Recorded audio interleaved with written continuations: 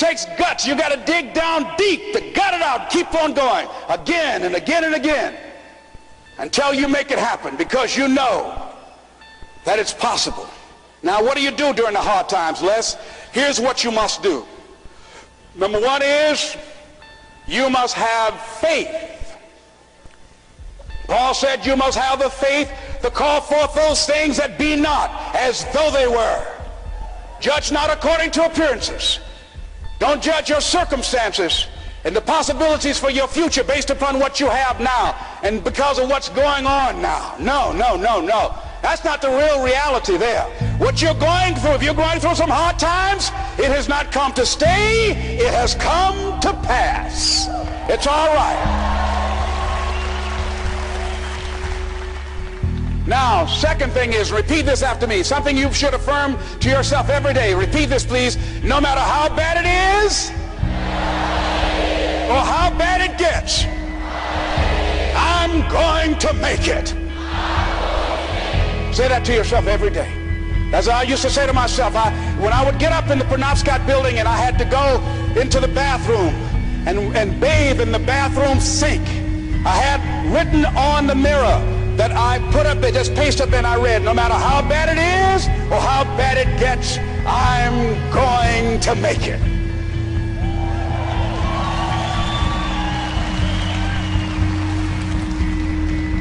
So you got to have faith. You talk to yourself. You say that affirmation. The next step is you must have patience and engage in consistent action. Patience and engage in consistent action. See, everything does not always happen, ladies and gentlemen, when we want it to happen. It doesn't happen quickly. So in that process, they have something in the Far East called the Chinese bamboo tree. The Chinese bamboo tree, every day it has to be watered and fertilized. It's a very hard nut, and it takes 5 years of watering and fertilization every day, according to American Geographics, before it breaks through the ground. At any time, if the watering process and the nurturing and the fertilization process is stopped, the Chinese bamboo tree will die in the ground. Now, once it breaks through in that 5th year, then in 6 weeks it grows 90 feet tall.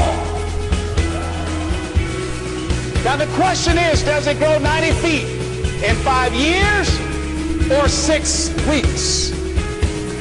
The answer is obvious. It takes 5 years. That's how long it took to grow it, to build that foundation, to nurture it, to water it, to build the reputation, to build the credibility, to learn the market, to learn people, to learn yourself, to learn the system, to learn how to do it, to figure it out. That's why you must have patience and engage in consistent action. We live in a world, ladies and gentlemen, where people want instant gratification. They want it right now. They want to be a Dexter Yeager, but they're not willing to pay the price to do what it takes to get up there where Dick Hopper is. Well, Bryant or Judy is. They think it was easy. No. It's simple, but it's not easy. It's a system that if you work the system, it works if you work it. But make no mistake about it. It's hard. You are the determining factor. Here's something else. It's possible you can live your dream. It's necessary that you have goals, that you write them down, that you surround yourself with a support team, that you are creative. It's you that you must take personal responsibility to make it happen. George Bernard Shaw said, the people that make it in this world look around for the circumstances that they want, and if they can't find them, they create them. It's hard. No, easy is not an option. However, ladies and gentlemen, what you will discover is that it's worth it. It's worth it.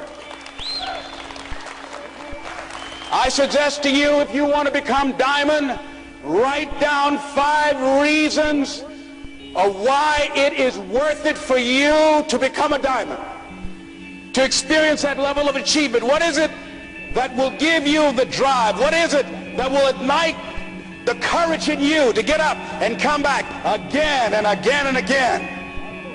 How is it that you would be able, what reasons that can tap in to that deep down feeling that goes to your gut, that no matter how many times you get knocked down, that you're coming back? What is it? Write it down. Let me tell you something, ladies and gentlemen. You saw that picture up there, the lady, Mrs. Mamie Brown. I'm flying from here tomorrow morning to be with my adopted mother. She's 87 years young, thank God. And I'll be with Mama tomorrow.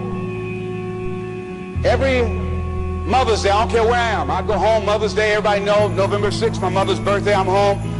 And I try to go home as often as I can. When I started and left Miami pursuing my dream, because I knew that as long as you work for someone else, they are controlling your destiny. I didn't want anybody signing my paycheck but me. I knew that it was going to be difficult. I knew it was going to be hard. But every time I thought about giving up, and there were times I did, because where I am, ladies and gentlemen, it's a long shot. You think being a diamond is a long shot. This is a miracle. This is a long shot. And I had people laughing at me. Les, you're talking about being a motivational speaker? You have no college training. You were labeled educable, mentally retarded. You failed twice in school. They put you back from the 5th grade into the 4th grade, and you failed in the 8th grade. You've never worked for a major corporation, and you are going to become independently wealthy. Right. They laugh. They're going to laugh at you. People are going to laugh at you. But let me tell you, I believe in revenge like Frank Sinatra. He said the best revenge is massive success.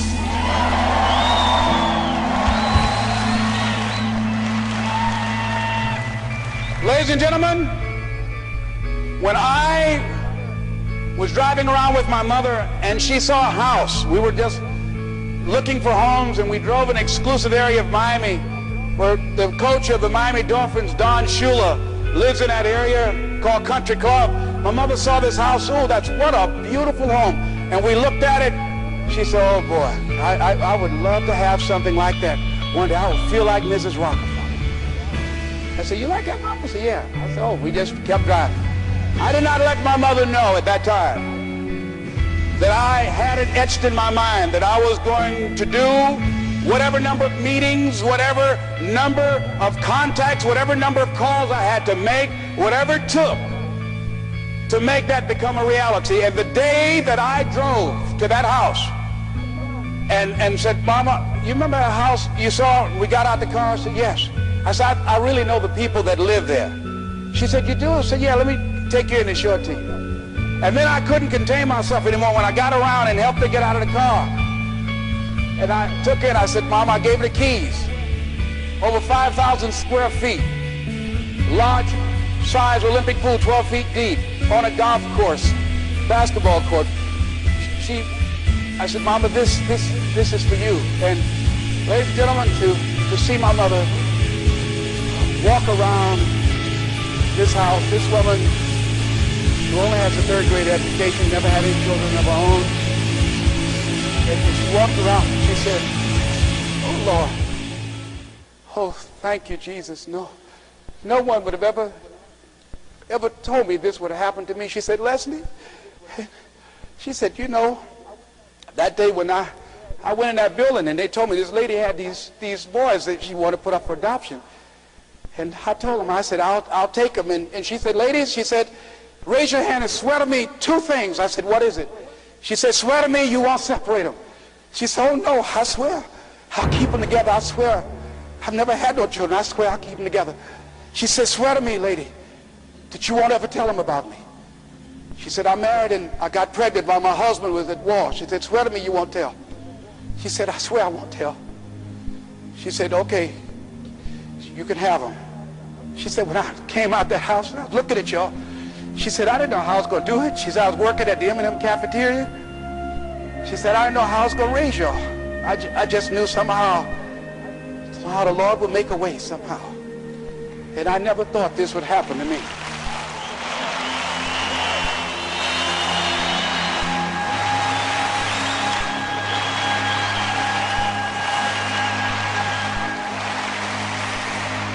I know.